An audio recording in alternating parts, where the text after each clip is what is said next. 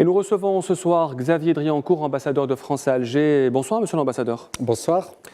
On commence par l'actualité. Les moines de Tibérine assassinés à Médéa en 1993 ont été reconnus martyrs par le Vatican. Qu'est-ce que ça vous inspire, cette décision prise par le Vatican ? C'est une nouvelle importante à la fois pour l'Église d'Algérie, pour l'Église universelle et puis pour le monde chrétien, parce qu'on a beaucoup parlé des moines de Tibérine. Il y a eu non pas seulement les moines de Tibérine qui ont été béatifiés, mais 19 martyrs, c'est-à-dire les moines, Monseigneur Claverie. Et puis, je ne sais pas si vous avez lu la très intéressante déclaration des évêques d'Algérie aujourd'hui, dans laquelle ils ont eu une pensée particulière pour les martyrs musulmans pendant la décennie noire. Donc c'est un événement important pour un chrétien, pour l'Église d'Algérie et pour l'Église de Rome. Autre information d'actualité, l'affaire des crânes de ces martyrs algériens qui avait été un peu une pierre d'achoppement dans les relations algéro-françaises. Finalement, les crânes ont été identifiés, ils vont être restitués pour l'Algérie. Comment ça s'est passé et comment ça va se dérouler à long terme ? Le président de la République avait annoncé à la fois publiquement et puis aux autorités algériennes qu'il avait pris la décision de restituer les crânes en question. Ils ont été identifiés. Donc maintenant, il va y avoir un projet de loi qui va être voté au Parlement pour déclassifier ces crânes et ils seront restitués à l'Algérie. Donc, vous voyez, une décision qui a été prise et qui a été mise en œuvre. Le président français Emmanuel Macron a effectué une visite de travail, d'amitié en Algérie le 6 décembre. C'était la deuxième au Maghreb depuis qu'il a été élu. Il y a aussi le CIHN, coprésidé par les deux premiers ministres. Quels sont les résultats de cette visite ? Est-ce que la relation algéro-française est en train de prendre une nouvelle voie, monsieur l'ambassadeur ? Je crois que vous avez employé le bon terme et vous avez raison. Il y a eu successivement la visite d'amitié et de travail du président Macron, le CIHN le lendemain à Paris entre les deux premiers ministres.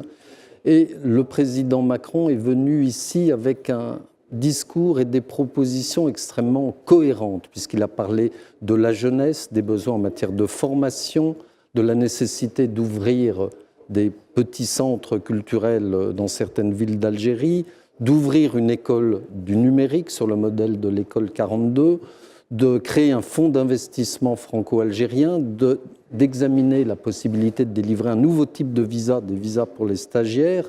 Donc vous voyez tout un ensemble de propositions et j'ai le sentiment que nous sommes passés en quelque sorte d'une diplomatie de discours à une diplomatie de projet. Le président a voulu donner de la chair, du muscle à beaucoup de formules qu'on utilisait et nous allons donc avancer vers la mise en œuvre de projets concrets. Où en est-on arrivé aujourd'hui dans la coopération économique entre les deux pays ? Est-ce qu'il y a une accélération ou est-ce qu'il y a une stagnation aujourd'hui, monsieur l'ambassadeur ? La coopération économique, elle se développe, même si on pourrait espérer qu'elle se porte encore mieux. Il y a à la fois des projets d'investissement, il y a eu la signature d'un certain nombre de contrats lors du CIHN à Paris, lors du COMEFA qui s'était déroulé en novembre à Alger. Je crois qu'il y a une opportunité formidable aujourd'hui avec l'élection du président Macron. Il faut que tous ensemble, Français et Algériens, nous saisissions cette opportunité parce que ce momentum est important. Et la semaine prochaine, le MEDEF, une délégation du MEDEF conduite par son président, Pierre Gattaz, se rendra à Alger pour explorer encore les possibilités de coopération. Donc, elle est sur la bonne voie, c'est difficile, il faut qu'il y ait des signaux positifs de part et d'autre. Et qui dit coopération aujourd'hui, ce n'est plus la coopération classique, comme ça a été le cas entre la France et l'Algérie, puisque le président Macron l'a dit le 6 décembre, il veut lancer une école 42 en Algérie, ce qui serait une première pour la région. Est-ce que la coopération entre les deux pays a pris un nouveau tournant, le tournant numérique ? C'est une des voies de la coopération entre l'Algérie et la France. Il ne faut pas tout ramener au numérique, mais c'est un projet important parce que c'est un effet d'entraînement sur le reste de l'économie. Il a annoncé la création d'une école du numérique sur le modèle de l'école 42. Je crois que c'est quelque chose de très important. Il y a eu de gros changements concernant la stratégie des visas en Algérie. Vous savez que vous avez décidé, l'ambassade de France, de changer d'opérateur. Pourquoi déjà avoir décidé de changer d'opérateur, d'exclure TLS Contact de la gestion des visas à Alger alors qu'il avait le marché depuis plusieurs années ? Bon, c'est un changement, vous parlez de stratégie, c'est d'abord un changement technique. Le contrat avec TLS, qui n'est qu'un opérateur de prise de rendez-vous, je tiens à le rappeler. Mais c'est important parce quand qu'on même. confond prise de rendez-vous et gestion des visas. Oui. La gestion des visas reste toujours chez le consulat général. L'opérateur ne fait que prendre les rendez-vous et les visas, les dossiers de visas sont examinés par le consulat. Donc c'est une opération purement technique. Il y a eu le marché qui arrivait à expiration de toute façon dans quelques mois. Il a été dénoncé avec quelques mois d'avance parce qu'il y avait eu un certain nombre de difficultés et nous avons examiné tous les dossiers qui ont été présentés. Il y en a eu 29 au total et finalement 29 entreprises algériennes ont proposé. 29 entreprises ont déposé un dossier pour candidater pour ce marché. Exactement. Et nous avons sérié les différents dossiers, examiné le pour, les points forts, les points faibles, selon différents critères. Et finalement, nous sommes arrivés à 3 opérateurs. Et de fil en aiguille, nous avons choisi 2 opérateurs, VFS pour le consulat général d'Alger et TLS avec un nouveau marché pour Oran et Annaba. Vous étiez déçu du travail de TLS Contact pour ce qui est de Alger, pour aller jusqu'au changement ? TLS, c'était l'opérateur depuis 2008, donc ça faisait 10 ans. Le marché, comme je vous l'ai dit, arrivait à expiration de toute façon, donc il fallait le renouveler. Oui. Donc c'est une opération qui est avant tout technique. C'est une entreprise qui a été critiquée pour sa gestion des visas. Et l'entreprise, il y a eu un certain... Mais elle restera quand même à Oran et à Annaba. Avec un nouveau marché, donc sur de nouvelles bases, de nouveaux locaux, des contraintes et des obligations nouvelles. On remet les compteurs à zéro avec TLS. Parce que c'est un nouveau marché. Est-ce qu'il sera plus facile pour les Algériens aujourd'hui d'obtenir un rendez-vous de visa et d'obtenir un visa ? Et je pense que vous avez même une proposition de visa stagiaire. Mais concernant la facilité, vous savez qu'aujourd'hui, au moment où je vous parle, il est impossible à un Algérien de prendre un rendez-vous de visa. Alors cette période transitoire entre TLS et VFS, est-ce qu'elle va durer longtemps et comment est-ce qu'elle sera gérée ? Il y a 2 choses. Dans votre question, il y a la période transitoire, la gestion de cette période. Ça va durer quelques mois, puisque le marché de VFS commencera seulement le 9 avril. Donc nous sommes dans une période de transition, et toute période de transition est toujours un peu compliquée. Il faut trouver des nouveaux locaux, du personnel, etc. Donc c'est une période difficile. Puis la deuxième chose, vous avez parlé de facilité. Je rappelle que les visas, c'est un acte de souveraineté. C'est un acte de souveraineté qui répond à certaines exigences en matière d'hébergement, en matière de conditions de ressources. Donc, et de sécurité changer de prestataire ne signifie pas donner plus de facilité. Nous donnons plus de facilité pour la gestion des rendez-vous, parce qu'encore une fois, l'externalisateur, l'opérateur, ne fait que gérer les prises de rendez-vous. Et le nombre de visas accordés aux Algériens, c'est le même chiffre ? Est-ce qu'il est appelé à augmenter dans les années à venir ? Comment ça va se passer dans Selon le respect des exigences que je citais, c'est-à-dire hébergement, ressources, les conditions n'ont pas changé. Ce sont des conditions européennes fixées par le Code des visas de Schengen et donc nous appliquons ces conditions. Monsieur l'ambassadeur, on va parler maintenant de la question de la mémoire. Elle est souvent abordée lorsqu'il s'agit de parler de la relation algéro-française. Il y a eu un grand tournant, c'est le discours d'Emmanuel Macron, le candidat, en février dernier à Alger. Il avait dit que la colonisation était un crime contre l'humanité.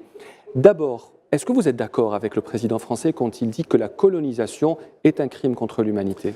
Le candidat Macron a eu cette formule qu'il a utilisée au mois de février. Il ne l'a pas reprise textuellement lorsqu'il est venu au mois de décembre, mais il a eu des paroles également très fortes, puisqu'il a dit « Je suis le même Emmanuel Macron qu'au mois de février, donc je n'ai pas changé de personnalité ». Et il a dit au président de la République, et il a dit publiquement, il a dit « J'ai prononcé des paroles que j'assume et qui ont été des faits d'armes pour moi et qui m'ont valu des difficultés ». Le président de la République a un regard, compte tenu de sa génération, un regard très décomplexé sur la colonisation et la décolonisation. Donc il assume ce qu'il dit, ce qu'il a dit au mois de février comme candidat. Il l'assume parfaitement en tant que président de la République. Il a fait des gestes importants, vous l'avez dit vous-même sur l'écran. Il a parlé également des archives. Il a eu ces jours-ci des paroles extrêmement fortes sur Maurice Audin. Et ce matin, j'étais avec Cédric Villani, le mathématicien et député En Marche, qui lui-même a rendu hommage à Maurice Audin. Donc vous voyez, il y a des choses qui avancent. Est-ce que vous pensez que le discours de février est toujours d'actualité ? Le discours de février est d'actualité et le président de la République a donné des instructions pour aller de l'avant sur beaucoup de dossiers. C'est la deuxième fois que vous occupez le poste d'ambassadeur de France à Alger. Votre premier mandat était de 2008 à 2012. La question qu'on a certainement dû vous poser des centaines de fois, pourquoi avez-vous émis le souhait de revenir en Algérie ?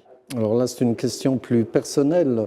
Je dirais que c'est lorsque j'ai accompli mon temps à Paris, au bout de quelques années, le ministre m'a demandé ce que je voulais faire après, si j'étais tenté par un poste dit prestigieux, une des capitales européennes. Et je lui ai dit que mon souhait était de revenir à Alger, parce que je pense qu'il faut, pour réussir en Algérie, il faut connaître ce pays, et j'ai eu la chance d'y passer 4 ans, il faut aimer ce pays, et j'ai de l'amitié pour les Algériens, je l'ai dit, je l'ai écrit, et puis il faut avoir envie de faire des choses, et c'est également une condition et vous aviez le choix avec d'autres grandes capitales aussi, que nous ne citerons pas pour ne pas les vexer. Exactement. Alors, cette aventure algérienne vous a poussé à écrire un très beau livre, coécrit d'ailleurs avec Rachid Arab, Karim Bouhassoun et Nasser Safer. On a eu l'occasion, le privilège de faire une interview avec vous quatre nuances de France, 4 passions d'Algérie. Voilà ce livre aux éditions France Fanon. Pourquoi cette envie d'écrire sur l'Algérie? Non, ça c'est une démarche plus personnelle. J'ai écrit ce livre lorsque j'étais à Paris. Je n'étais plus ambassadeur à Alger. Je ne pensais pas revenir à Alger, donc c'est un peu une parenthèse dans ma vie. Mais en même temps, ça n'a pas de prétention particulière, mais c'est un regard à la fois sur la France, sur les questions d'immigration en France, les questions religieuses en France, et puis un regard sur l'Algérie, un regard amical, comme vous l'avez noté. Ce n'est pas la même Algérie que vous avez retrouvée en 2017 que celle que vous avez quittée en 2012. Qu'a-t-il changé ? Il y a pas mal de changements, il y a beaucoup plus de circulation, Alger s'est étendu, il y a le numérique aujourd'hui, je vous vois avec votre téléphone portable, il y a Toujours. la 4G, il n'y avait pas la 4G en 2012 et les Algériens sont très connectés. Et puis il y a aussi cette force formidable d'entrepreneurs qui émerge et qui est de plus en plus présente dans le paysage et je crois que c'est une très bonne chose. Xavier Driancourt, ambassadeur de France à Alger, merci d'avoir été l'invité du 19h Info.